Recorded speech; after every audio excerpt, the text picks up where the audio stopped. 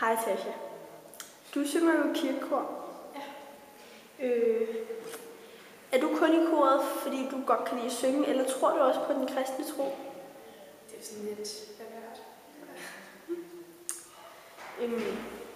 Vil du så gå i kirke, efter du bliver konfirmeret? Ja, selvfølgelig vil jeg det. Jeg stadig.